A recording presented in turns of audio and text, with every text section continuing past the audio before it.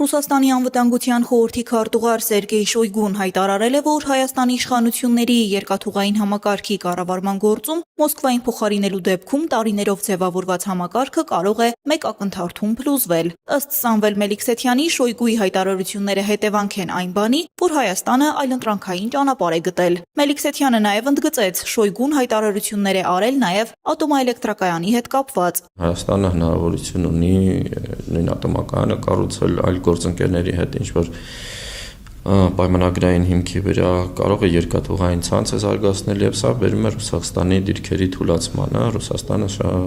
այս պահին շատ սուր է ընկալում։ Քաղաքագետի խոսքով Ռուսաստանին թվում է, թե միջնաժամկետ հեռանկարում տարածաշրջանում կարող է կորցնել իր դիրքերը եւ փորձում է ցույց տալ, որ չի հաշտվելու այս գործընթացի հետ։ Գնալով նաեւ մենք տեսնում ենք, որ հայտարարությունների մակարդակն է փոխվում։ Դուք գիտեք, նախկինում սպառնալից, այսպես ասած, հայտարարությունները հիմնականում քարոզիչների շրթերից էին հնչում, օրինակ նույն Սալավյով, Դուգին, հետո Ռուսաստանի ԱԳՆ-ներ, նաև ԱԳՆ-ի տարբեր օղակներ, սկսած Խոսնակից, Մարիա Զախարովայից, նաև ինչ-որ տարբեր դեպարտամենտների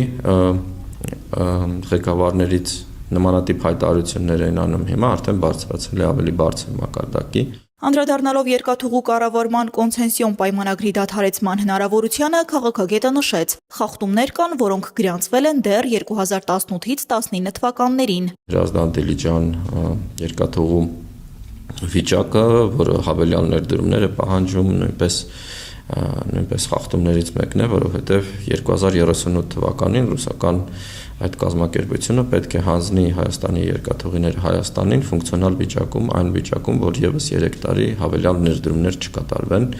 արդեն իսկ ինքը ունակ չէ դա անել, որովհետև 2008 թվականին գործող երկաթուղիները հիմա չեն գործում եւ դրանց վերականգնելու համար պետք են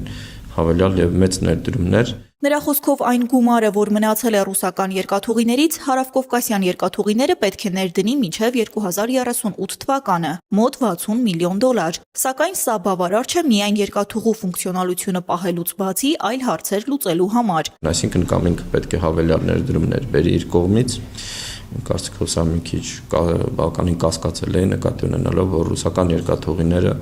լրջագույն ֆինանսական ճգնաժամի առջև են կանգնած հիմա Ռուսաստանում,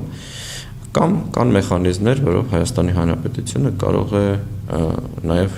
կոնցեսիայի պայմանագիրը վերանայել եւ վերցնել նաև այդ երկաթուղիները կոնցեսիայից հարավկովկասյան երկաթուղու։ Նրա խոսքով կազմակերպությունը չի գործում Հայաստանի կարիքներին համապատասխան եւ ընդհանուր առմամբ Հայաստանի երկաթուղիները տարածաշրջանի մասշտաբով գտնվում են վատ վիճակում։ Ես չեմ խոսում օրինակ նույն Ղազախ, Իջևան ավելի շուտ հենց Հրազդան, Մեղրաձոր, Դիլիջան, Իջևան երկաթուղու վերականգնման մասին, որը շատ կարևոր է Հայաստանի համար, եւ եթե կառուցվի Վանաձոր-Փիալետովը գիծը նաեւ հյուսիս-հարավ, այսինքն Վրաստանից դեպի Իրան, դեպի հնդկական ծով, Բանդերաբաս կամ հակառակողությամբ դեպի Փոթի Անակլա նավահանգիստները,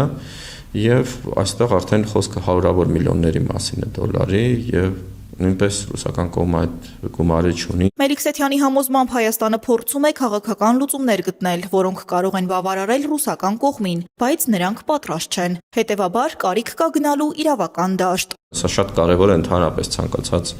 բնագավառում, եթե չեն կատարվում որոշակի պարտականություններ, եթե մենք ունենք խնդիրներ, այդ խնդիրները պետք է լուծվեն, հա։ Եթե իրենք չեն լուծվում, հետևաբար կան այլ process-ներ, որ պետք է գնան, եւ կարծում եմ ինչու է սա կարևոր, որ նաև քաղաքական հայտարարությունները, քաղաքական որոշումները ռուսական կողմի համար, ինչպես նշեցի, անընդունելի են, երկրորդը դիտարկվում են որպես ինչ-որ քաղաքական մանիպուլյացիաներ, բայց իրավական դաշտում նույն մանիպուլյացիաներ անելը ավելի դժվար է։ Թե ինչպիսին կլինի կոնցենսիոն պայմանագրի ճակատագիրը, քաղաքագետի դիտարկմամբ կախված է Հայաստանի սկսած գործընթացներից։ Լիլիթ Աբրահամյան, Ալվարդ Բաղդասարյան, Մանուել Ստեփանյան, Ռադար Արմենիա։